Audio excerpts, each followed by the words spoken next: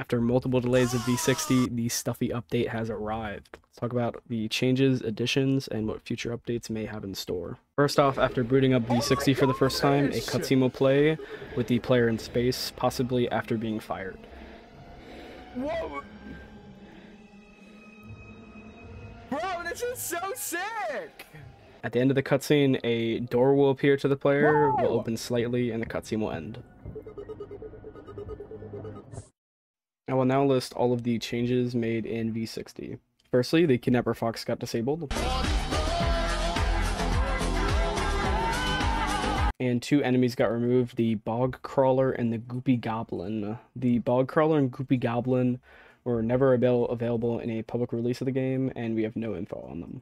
Dine's main entrance and fire exit were swapped, so the map just looks like kind of goofy now. It looks really weird. Coil heads were reworked a bit. They can now enter a recharge state after chasing you for a certain distance.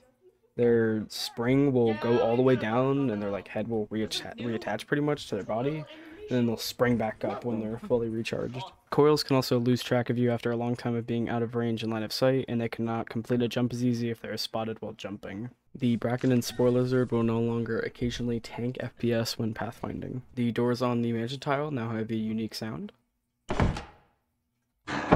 And finally, the number of weather that can be present on many different moons at once has been reduced, so this won't happen as much anymore. I will now list everything new added in v60. A rare event got added where there is a 8.6% chance that every single scrap spawn on a moon will be the same scrap.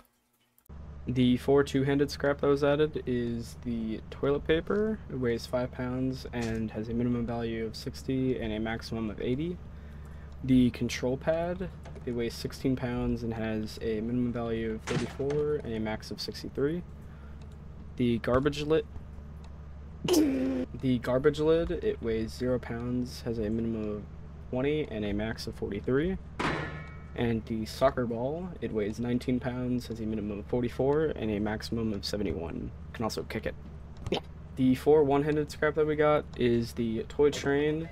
It weighs 21 pounds, has a minimum of 52 and a max of 83. The clock, it weighs 26 pounds, has a minimum of 44 and a maximum of 55. It makes ticking sounds, but dogs won't be able to hear it. The plastic cup, it weighs 0 pounds, has a minimum of 12 and a max of 34. And the Z dog, it weighs 0 pounds, has a minimum of 1 and a max of 199.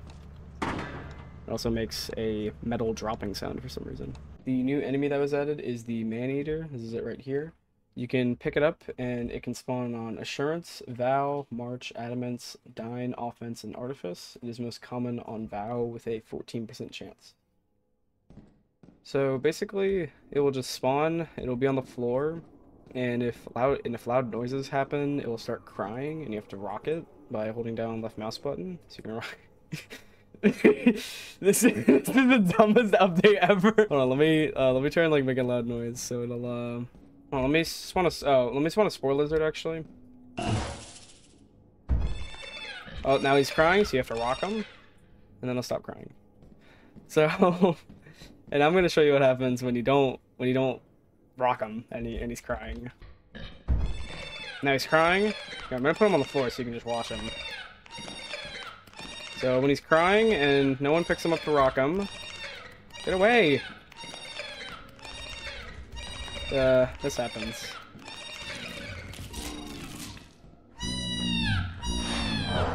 He will become an eldritch horror and just kill anyone.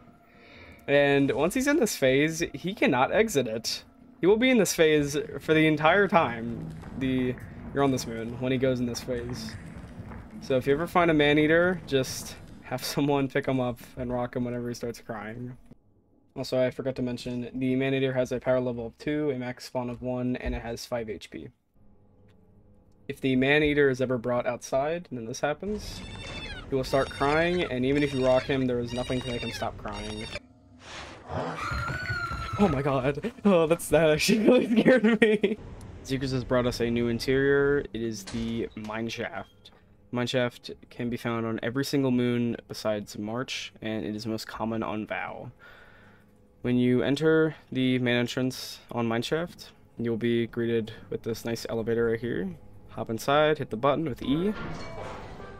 A nice tune will play. Be brought down to the mine shaft. And yeah, you'll just be able to find loot. These doors. Yeah. There is also a cave system. It is always near these blue lights. And these are the most dangerous parts that I've found to be in the mine shaft. It is incredibly easy to get lost in here. It's also dripping water right here. And also just water. There's also just water here. So you can go under it. Let's see if I can... So you can do underwater caving. Now you'll probably die. Oh, no. So yeah. There's also this jump room with a pit. Just gotta keep there.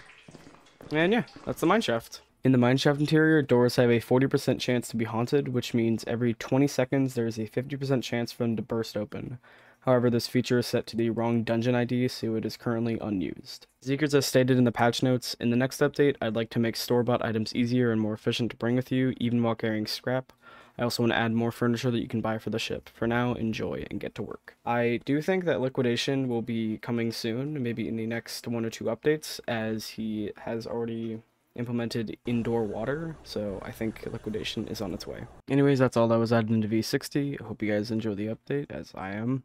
And I'll see you guys next time. Bye-bye.